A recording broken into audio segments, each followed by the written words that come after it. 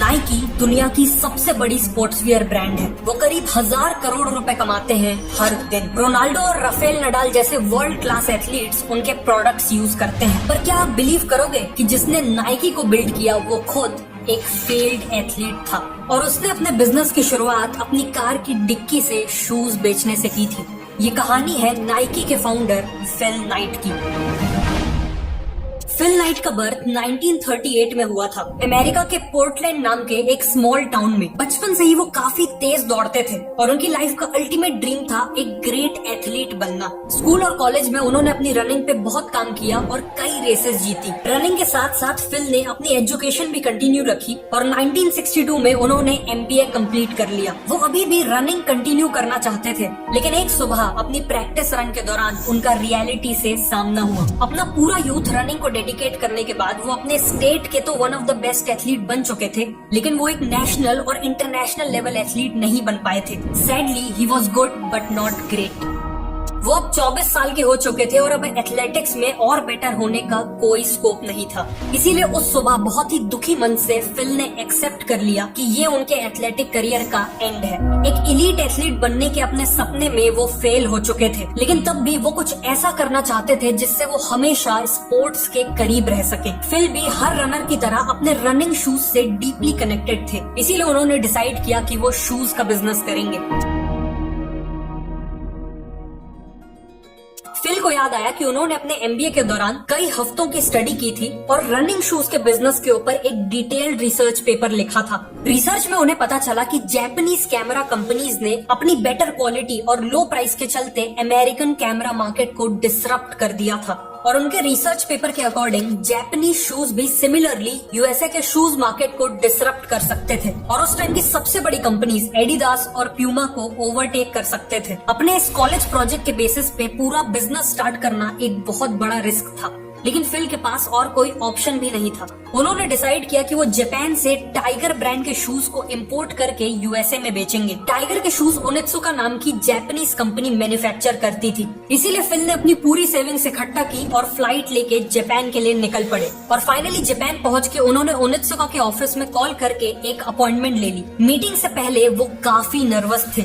एक यंग लड़का जो नेचर से काफी शाय और इंट्रोवर्टेड था, वो सडनली जापान की एक बहुत बड़ी शू कंपनी से पार्टनरशिप करने निकल पड़ा था। ऊपर से ओनित्सुका के एग्जीक्यूटिव ने मीटिंग की शुरुआत में ही फिल से उनकी कंपनी का नाम पूछ लिया। पता नहीं कैसे, लेकिन फिल के दिमाग में उनके घर में रखे ब्लू रिबन्स की इमेज आई।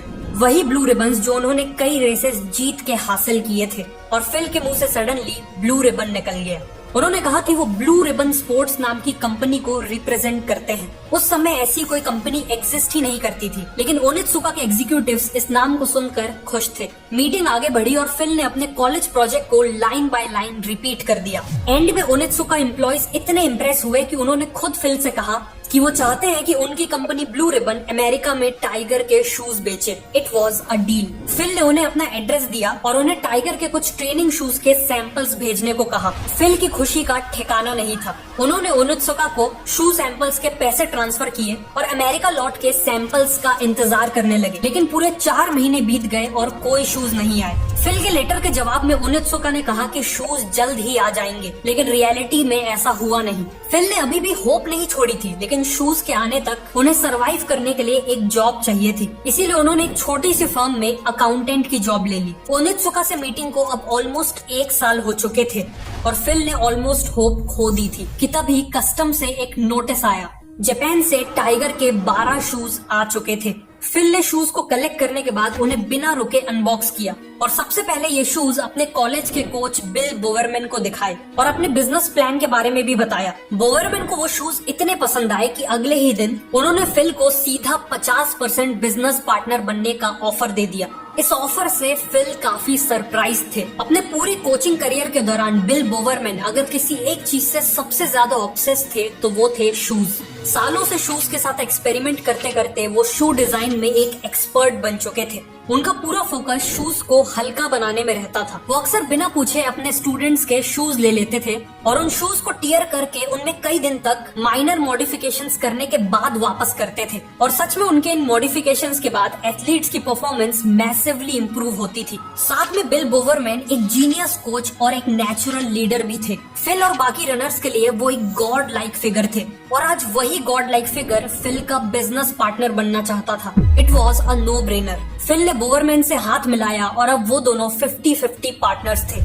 फिल ने उसी दिन ओनित्सुका को एक लेटर लिखा और टाइगर शूज बेचने के लिए वेस्टर्न यूएसए की एक्सक्लूसिव डिस्ट्रीब्यूटरशिप राइट्स मांगे। साथ में $1000 की टोटल कॉस्ट पे 300 शूज का पहला ऑर्डर भी दिया। इस बार शूज टाइम पे आ गए और साथ में ब्लू रिबन को वेस्ट यूएसए की एक्सक्लूसिव डिस्ट्रीब्यूटरशिप राइट्स भी मिल गए। फिल को इसी का इंतजार था। उन्होंने तुरंत अपनी अकाउंटिंग की जॉब छोड़ दी ताकि वो पूरा फोकस बिजनेस में कर सकें। उन्होंने शूज को अपने पेरेंट्स के घर के बेसमेंट में स्टोर किया और अब यही ब्लू रिबन का ऑफिस था। अब बारी थी इन शूज को बेचने की। फिल ने कई स्पोर्ट्स शॉप्स को टाइगर के शूज सेल करने की रिक्वेस्ट की, लेकिन सभी ने अपनी शॉप में टाइगर के शूज रखने से मना कर दिया। फिल के पास खुद की शॉप खोलने के पैसे नहीं थे, इसीलिए उन्होंने जुगाड़ लगाया। वो अपनी कार की डिक्की में शू बॉक्सेस को भर के जहाँ भी कोई एथलेटिक कंपटीशन होता वहाँ पहुँचने लगे। वो रेस के बाद कोचेस, एथलीट्स और स्पेक्टेटर से बात करते हुए अपने शूज प्रेजेंट करने लगे। फिल ने पहले भी सेल्स की जॉब ट्राई की थी, लेकिन वो सक्सेसफुल नहीं रहे थे।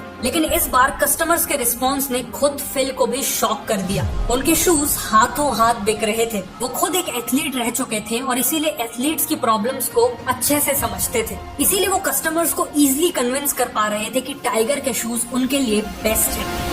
केवल 2 महीनों में उन्होंने 300 पेयर्स की पहली शिपमेंट बेच दी और इस बार सीधा 900 टाइगर शूज का ऑर्डर दे दिया। लेकिन उनकी टोटल कमाई केवल $2000 हुई थी और ऑर्डर का टोटल कॉस्ट $3000 था। इसीलिए फिल ने पहली बार बैंक से $1000 का लोन मांगा। बैंक ने भी ब्लू रिबन के स्ट्रॉन्ग बिजनेस को देखते हुए लोन अप्रूव कर दिया। फिल के पास अब फाइनली एक ऐसा करियर था जिसे वो डीपली एंजॉय कर रहे थे। बिल बोवरमैन जैसा एक ट्रस्टेड पार्टनर था और एक ऐसा प्रोडक्ट था जो अपने आप बिक रहा था। In short, Phil was having a great time. लेकिन तभी कहानी में एक ट्विस्ट आता है। फिल के नाम पे एक लेटर आया। ये लेटर एक रेसलिंग कोच ने लिखा था। ये कोच क्लेम कर रहा था कि वो रिसेंटली जापान में ओनित्सुका से मीटिंग करके लौटा है और ओनित्सुका ने उसे टाइगर शूज के लिए पूरे अमेरिका की एक्सक्लूसिव डिस्ट्रीब्यूटरशिप राइट्स दे दी है। उस कोच ने फिल को इमीडिएटली टाइगर शूज का बिजनेस बंद करने का ऑर्डर दिया। फिल के बिजनेस को केवल 2 महीने ही हुए थे कि अब वो बंद होने की कगार पे आ चुका था।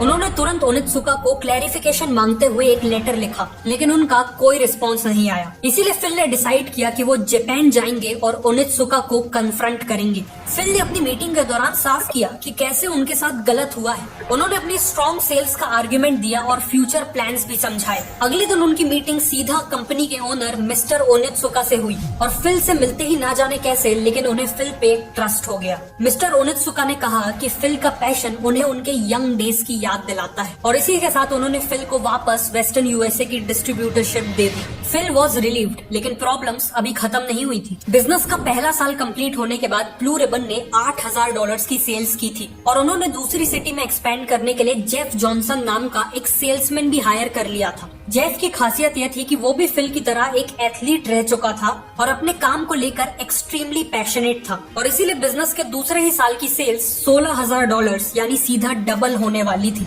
लेकिन सरप्राइजिंगली यही उनके लिए एक बहुत बड़ी प्रॉब्लम बन गई। फिल बहुत तेजी से ग्रो करना चाहते थे, इसीलिए वो ओनित्सुका की एक शिपमेंट के पूरे बिकते ही नेक्स्ट ऑर्डर डबल या इवन ट्रिपल क्वांटिटी का दे देते थे और इस ऑर्डर की पेमेंट के लिए उन्हें अपने पूरे प्रॉफिट्स को री इन्वेस्ट तो करना ही पड़ता था, साथ में बैंक से लोन भी लेना पड़ता था। बेसिकली 1 साल के बिजनेस के बाद ब्लू रिबन पे हजारों डॉलर्स का लोन चढ़ चुका था और कैश फ्लो नेगेटिव था। इसी के चलते बैंक्स ने फिल को और लोन देने से मना कर दिया और सडनली बिजनेस को चलाने के लिए कैश था ही नहीं। ब्लू रिबन के सर्वाइवल के लिए फिल को कैसे भी पैसों का इंतजाम करना था, इसीलिए फिल ने वापस से एक अकाउंटेंट की जॉब ले ली, इस बार PwC में। वो अपनी पूरी सैलरी बिजनेस में इन्वेस्ट करने लगे। दूसरी तरफ उनके पार्टनर बिल बोवरमैन टाइगर के शूज को बेटर बनाने पे काम कर रहे थे। बोवरमैन ने रियलाइज किया कि अमेरिकन्स की बॉडी जापानीज के कंपैरिजन में ज्यादा लंबी और हैवी होती है इसीलिए उनके शूज भी डिफरेंट होने चाहिए। बोवरमैन ने टाइगर के शूज को भी टियर करके उन पे कई एक्सपेरिमेंट्स किए। टर्निंग पॉइंट आया जब उन्होंने टाइगर के ही अलग अलग शूज के बेस्ट फीचर्स को मिला के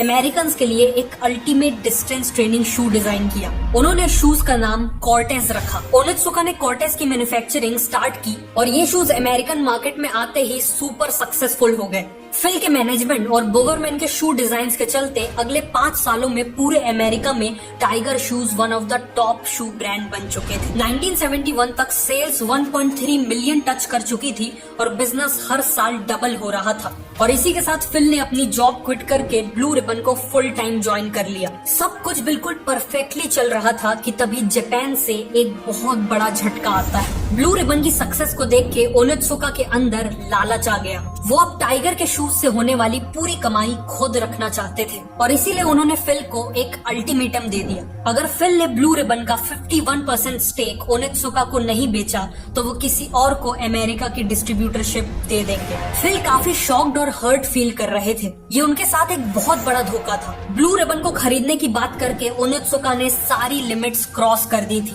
और इसीलिए फिल ने अपनी लाइफ का सबसे बड़ा डिसीजन लिया।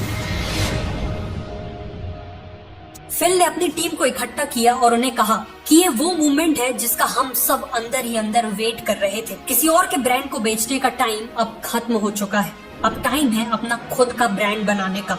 इसी के साथ उन्होंने ओनित्सुका से पार्टनरशिप तोड़ दी और अब खुद के ब्रांड के शूज मैन्युफैक्चर करने की ठान ली। सबसे पहला स्टेप था एक नया लोगो बनाना। फिल चाहते थे कि उनके शू ब्रांड का लोगो एथलीट्स के अंदर एक sense of running, sense of motion और सेंस ऑफ विक्ट्री जगाए। प्लस वो लोगो ऐसा होना चाहिए जो शू के साइड में फिट हो सके। उन्होंने लोगो डिजाइन के लिए एक ग्राफिक डिजाइन स्टूडेंट को हायर कर लिया। कुछ दिन बाद उस स्टूडेंट ने कई डिजाइन दिखाए। एम्प्लॉयज ने उनमें से एक कर्व्ड और थिक चेकमार्क जैसा दिखने वाला लोगो सिलेक्ट किया। फिल ने उस ग्राफिक डिजाइन स्टूडेंट को उसकी हेल्प के लिए थैंक किया और $35 की फी पे कर दी। लोगों के बाद अब अगला स्टेप था ब्रांड का नाम चुनना। फैल्कन और डायमेंशन 6 जैसे कई नाम सजेस्ट किए गए, लेकिन फिर कंपनी के पहले सेल्समैन जेफ जॉनसन ने सबको बताया कि लास्ट नाइट उनके सपने में एक बहुत ही अच्छा नाम आया है और वो नाम था नाइकी।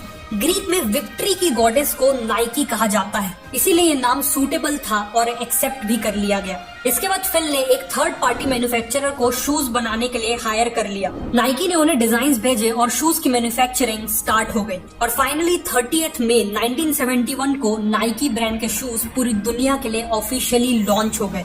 लेकिन अनलाइक टुडे उस समय नाइकी को कोई नहीं जानता था। प्लस एडिडास, प्यूमा और अब खुद टाइगर जैसे ब्रांड्स नाइकी के लिए बहुत बड़े कॉम्पिटिटर्स थे जो किसी भी नई ब्रांड को क्रश करने के काबिल थे। इसीलिए फिल ने नाइकी की मार्केटिंग के लिए एक ऐसी स्ट्रेटेजी यूज की जो 1970s में कोई नहीं कर रहा था। उन्होंने देखा कि दूसरे रनर्स उसी ब्रांड के शूज पहनना पसंद करते थे जिस ब्रांड के शूज वर्ल्ड के बेस्ट एथलीट्स पहनते थे। इसीलिए नाइकी ने उस समय के बेस्ट रनर स्टीव प्रीफोंटेन के साथ एनुअली $5000 की डील की नाइकी को प्रमोट करने के लिए। और इसी के साथ नाइकी सबसे पहली ब्रांड्स में से एक बन गई जिसने एथलेटिक्स ब्रांड एंडोर्समेंट्स को as a marketing strategy use किया। फिल की दूसरी स्ट्रेटेजी थी अपनी सेल्स टीम को स्ट्रेटेजिकली चुनना। नाइकी की सेल्स टीम में हमेशा ऐसे लोगों को हायर किया जाता था जो या तो खुद एथलीट्स रह चुके थे या फिर एथलेटिक्स के लिए बहुत पैशनेट थे। इससे होता यह था कि सेल्स टीम अपने कस्टमर्स जो मोस्टली एथलीट्स थे उनकी प्रॉब्लम्स और नीड्स को अच्छे से समझ पाते थे, जिससे अल्टीमेटली प्रोडक्ट डिजाइन, सेल्स और आफ्टर सेल सर्विस की क्वालिटी बहुत बढ़ जाती थी। इन दो स्ट्रेटेजीज के अलावा फिल ने अपना एक्सपीरियंस, पुराना कस्टमर बेस और बोवरमैन के शू डिजाइन का फायदा उठा के नाइकी को ग्रो किया। एज अ रिजल्ट 1980 तक नाइकी 2700 एम्प्लॉयज की टीम बन चुकी थी, $270 मिलियन की सेल्स टच कर ली थी और एडिडास को बीट करके यूएसए की सबसे बड़ी एथलेटिक शू कंपनी बन चुकी थी। फिल को फाइनली लगने लगा कि उन्होंने पूरे यूएसए की सबसे स्ट्रॉन्ग एथलेटिक्स ब्रांड बना ली है। लेकिन फिर एंट्री हुई एक ऐसी कंपनी की जिसने नाइकी को हिला के रख दिया और वो कंपनी थी रीबॉक।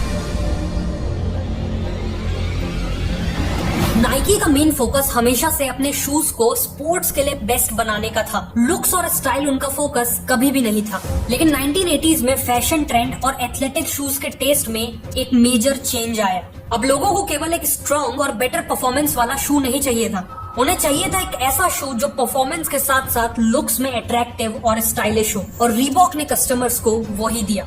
इवेंचुअली कस्टमर्स का नाइकी से कनेक्शन टूटने लगा। कंपनी को पहली बार लॉस हुआ और कई एम्प्लॉइज तक को ले ऑफ करना पड़ा। 1986 में रीबॉक नाइकी को सरपास करके यूएसए की सबसे बड़ी एथलेटिक शू कंपनी बन गई। नाइकी को अब सर्वाइव और ग्रो करने के लिए जल्द ही कुछ मैजिकल करना था और इस काम के लिए नाइकी ने चुना एक मैजिकल बास्केटबॉल प्लेयर को, Michael Jordan.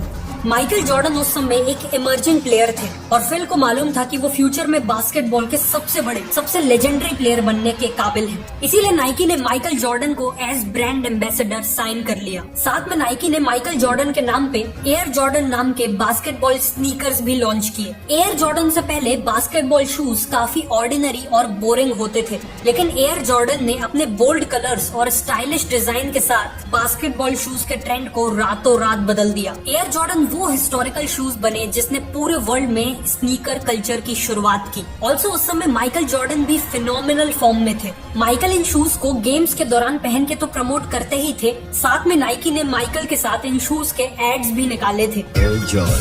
It's all in the imagination. इन सभी के कारण एयर जॉर्डन परफॉर्मेंस और स्टाइल का एक पावरफुल कॉम्बिनेशन बन के सामने आए। लॉन्च के पहले ही साल नाइकी ने $100 मिलियन के एयर जॉर्डन्स बेचे और फाइनली रीबॉक को वापस ओवरटेक कर लिया। इस सक्सेस के बाद नाइकी कभी नहीं रोका। 1990s में उन्होंने ग्लोबली एक्सपैंड किया, एक के बाद एक कंट्रीज को कॉन्कर करते चले गए। शूज के अलावा बाकी स्पोर्ट्स वेयर में एंट्री ली और आज के दिन करीब 12 लाख करोड़ रुपए की वैल्यूएशन के साथ नाइकी वर्ल्ड की सबसे बड़ी स्पोर्ट्स वेयर ब्रांड है। फिल और नाइकी की जर्नी सच में फिनोमिनल है और इस जर्नी का सबसे इम्पोर्टेंट लेसन है एग्जीक्यूशन। फिल ने अपनी बुक शू डॉग में कहा है, let everyone else call your idea crazy, just keep going, don't stop, don't even think about stopping until you get there. मतलब चाहे कोई कुछ भी कहे, अगर आप किसी आइडिया को लेकर पैशनेट हो तो कैलकुलेटेड रिस्क लो और उसे एग्जीक्यूट करो। नाइकी की टैगलाइन भी यही कहती है, जस्ट डू इट। अगर आपको ये वीडियो अच्छी लगी तो मैं रिकमेंड करूंगा कि आप नेक्स्ट इस वीडियो को देखें।